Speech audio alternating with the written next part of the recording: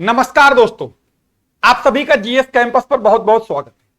दोस्तों, आज हम लोग बात करेंगे ओपेक की। जैसा कि आप जानते हैं कि ओपेक एक संगठन है जो कि बहुत ही महत्वपूर्ण संगठन है। आगे इसके बारे में भी बताएंगे पूरी बात कि इसका पूरा नाम क्या है, इसकी स्थापना कब हुई, मुख्यालय कहां है, सदस्य देश कौन कौन से हैं, इसका उद्देश्य क्या है और इसके कार्य क्या है। यानी इन तमाम चीजों पर हम लोग यहां पर बात करेंगे अभी इसमें। तो सबसे पहले अगर हम लोग इसकी फुल फॉर्म की बात करते हैं तो आप जैसे देख रहे होंगे ओपेक की जो फुल फॉर्म है वो है organisation of the petroleum exporting country. Hindi में अगर हम लोग ये कहें कि तेल निर्यातक देशों का संगठन, अंग्रेजी में organisation of petroleum exporting country. ये तो हो गई इसकी फुल फॉर्म। बात अगर हम लोग इसकी स्थापना की करें तो इसकी स्थापना जो है वो 1960 में बगदाद में की हुई थी। कहां हुई थी? 1960 बगदाद, जो कि इराक की राजधानी है और दजला नदी के किनारे है और दजला को आज की डेट में टिग्रिस कहा जाता है। ये तो हो गई उसकी स्थापना की बात। अब आखिर ये सोचो कि आखिर स्थापना इसकी क्यों हुई। तो ध्यान रखिएगा, जैसा कि आपको इससे अंदाजा लग रहा होगा कि तेल निर्यातक देशों का एक संगठन है और तेल की कितनी महत्व है हमारी लाइफ में, आपकी लाइफ में या सबकी लाइफ में, तो आप इस बात से समझ लीजिए। इसीलिए इस बात को साबित करने के लिए ट्रकों की टंकी पर लिखा होता है कि तुम बिन जाऊं कहां, कहीं लिखा होता है खुराक मंत्री, कहीं कुछ। तो वो बिल्कुल एकदम सही बात है कि तुम बिन जाऊं कहां, मतलब बिना तेल के कुछ भी पॉसिबल नहीं है। तो एक तरीके से ये तेल निर्यातक देशों का संगठन है।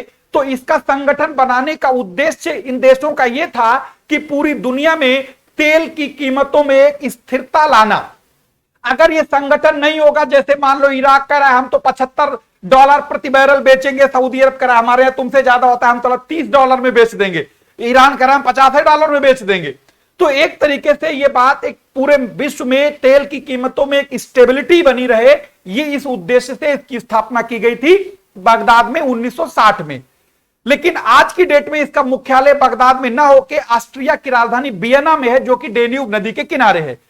तो ये तो हो गई स्थापना। और इसके अब अगर हम लोग इसके जैसा कि अभी हमने आपको बताया भी था कि इसकी स्थापना कहां हुई थी, जैसे कि आप देख रहे हैं 1960 में हुई थी इराक में बगदाद शहर में।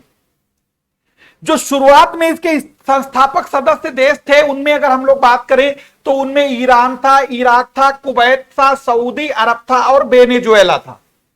ये 5 देशों ने मिलकर इस संगठन की स्थापना की थी। ये पांचों पेट्रोलियम के मतलब इतने ज्यादा यहां होता, कहते हैं जमीन में लात मारो तो तेल निकल आवे पानी की जगह। वेनेजुएला तो दुनिया में सबसे ज्यादा तेल का भंडार वेनेजुएला के पास है। तो ये तो इनकी स्थापना की गई। लेकिन बाद में जैसे जैसे और भी देश इससे जुड़ते रहे तो वर्तमान समय में इसमें 13 सदस्य देश हैं। वो कहां पर है मैप में ये भी बताएंगे, बस आगे चलते हैं। तो हम लोगों ने इसका सबसे पहले इसका फुल फॉर्म जान लिया। इसका उद्देश्य क्या है? विश्व में तेल की कीमतों को एक स्थिरता प्रदान करना और इनका उत्पादन कितना होना है, तेल का घटाना है, बढ़ाना, ये सब ओपेक के देश तय करते हैं। उसके बाद अगर हम लोग बात करें ये आखिर कौन कौन से देश हैं और वो किस किस महाद्वीप से आते हैं, जरा उनको हम लोग यहां पर देख लेते हैं। तो अभी हमने बताया आपको ओपेक की वेबसाइट से ये डेटा निकाला है। आज की डेट में जब वीडियो आपको ये रिकॉर्ड कर रहे हैं तब 13 सदस्य देश ओपेक के हैं वर्तमान में। ये संख्या घटती बढ़ती रहती, जैसे कतर ने मेंबरशिप छोड़ दी है तो इसी तरीके से ये संख्या घटती बढ़ती रहती, अभी आपको हम दिखाएंगे। तो अगर हम यहां पर देख रहे हैं जितने ये पीले कलर से दिखाई दे रहे हैं ये सब ओपेक के मेंबर हैं। तो जैसे आप यहां पर देख रहे होंगे इराक, ये है कुवैत, ये है ईरान, 3 ये हुए, सऊदी अरब 4, यूएई 5, उसके बाद अल्जीरिया अफ्रीका में आता है 6, Libya 7, Niger 8, Equatorial Guinea 9, Gabon 10, Angola हुए 11, रिपब्लिक कांगो 12, वेनेजुएला 13। अब आप कहेंगे यहां तो 2 देश कतर और इक्वाडोर भी दिख रहे हैं। तो बच्चा याद रखिएगा इक्वाडोर ने और कतर ने दोनों ने इसकी मेंबरशिप को स्वेच्छा से छोड़ दिया है। ये जब चाहे दोबारा फिर से ज्वाइन कर सकते हैं, लेकिन वर्तमान समय में कतर ओपेक का मेंबर नहीं है। तो जितने भी सदस्य यहां पर हैं उनके हमने आपको नाम बता दिए। यहां पर याद रखिएगा, एक बार फिर से हम उन्हें बता दें एक बार आपको, तो याद रखिएगा दक्षिण अमेरिका महाद्वीप से वेनेजुएला ओपेक का मेंबर है, इक्वाडोर नहीं है आज की डेट में। दुनिया में सबसे ज्यादा पेट्रोलियम का भंडार भी वेनेजुएला में है। दूसरी बात, यहां पर अगर हम लोग देखें अफ्रीका में कौन कौन से आते हैं, एक अंगोला आता है, रिपब्लिक ऑफ कांगो यानी कांगो गणराज्य, Gabon, Equatorial Guinea, Nigeria, Libya और अल्जीरिया। यानी अफ्रीका यानी इस महाद्वीप से एक आता है, अफ्रीका से 1 2 3 4 5 6 7 अफ्रीका महाद्वीप से आते हैं। एशिया से कितने आते हैं, एक इराक आता है और ये कुवैत 2, ईरान 3, सऊदी अरब 4, यूएई 5। तो 5 हुए एशिया से, 7 हुए यहां 12 और 1 हुआ 13। अब कतर, जैसे हमने आपको बताया, कतर और इक्वाडोर की मैप पर तो जरूर यहां पर दिखाए गए हैं, लेकिन उन्होंने मेंबरशिप को छोड़ रखा है। रही बात उत्पादन की, आज की डेट में करें तो उत्पादन सबसे ज्यादा प्रेजेंट टाइम में, आज जबकि वीडियो आपको रिकॉर्ड करके दे रहे हैं, आज की डेट में संयुक्त राज्य अमेरिका, जिसे यूनाइटेड स्टेट ऑफ अमेरिका या यूएसए कहते हैं, वो नंबर 1 उत्पादन में है। सऊदी अरब दूसरे नंबर पे है। रही बात भंडारण की करते हैं, भंडारण वेनेजुएला का नंबर 1 है, सऊदी अरब नंबर 2 पर है। तो उसके बाद ये तो हो गए देश। अब अगर हम लोग इसकी बात करें, इसका संक्षिप्त इतिहास, जैसा कि हमने शुरू में आपको बताया था, ये तेल निर्यातक देशों का संगठन है। इसकी स्थापना सितंबर 1960 में की गई थी। कहां की गई थी? बगदाद में की गई थी। कितने देश शामिल थे उस टाइम? 5, 2, 3, 4 और वेनेजुएला 5। ये 5 संस्थापक देश थे उस। लेकिन आज की डेट में अगर इसका हेडक्वार्टर की बात करेंगे तो हेडक्वार्टर है इसका ऑस्ट्रिया की राजधानी वियना में, जो डेन्यूब नदी के किनारे है, वहीं ओपेक का हेडक्वार्टर है। साथ ही साथ डेन्यूब यानी वियना में ही अंतरराष्ट्रीय परमाणु ऊर्जा एजेंसी का भी मुख्यालय वहीं पर है, ऑस्ट्रिया की राजधानी वियना में। आगे की बात अगर हम लोग देखें, जैसा कि हमने आपको उद्देश्य इसके बारे में बता ही दिया था, ओपेक देशों को इसका उद्देश्य यह है सदस्य देशों के बीच पेट्रोलियम नीतियों को समन्वित और एकजुट करना, ताकि पेट्रोल उत्पादक देशों के लिए उचित और स्थिर कीमतों को सुनिश्चित किया जा सके। जैसा कि और यह अक्सर देखा हो जाए, अगर ये ऑर्गेनाइजेशन ना हो तो ये अक्सर ये यहां पर तेल की कीमतों में फ्लक्चुएशन होता है, तो फिर इन्हीं देशों का नुकसान होगा। और इन देशों की अगर बात करते हैं, जितने भी ओपेक के मेंबर हैं, इनमें इनका 90% नहीं बल्कि 95% कहें, जो अर्थव्यवस्था का आधार है वो तेल ही है।